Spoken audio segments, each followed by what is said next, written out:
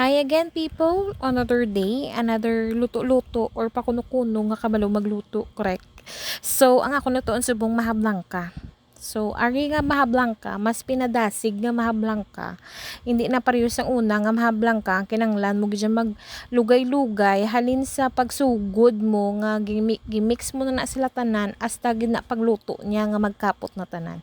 Ariya pinadasig lang gid ni saya kag mostly amo na gid ginagamit subong magluto mahablangka.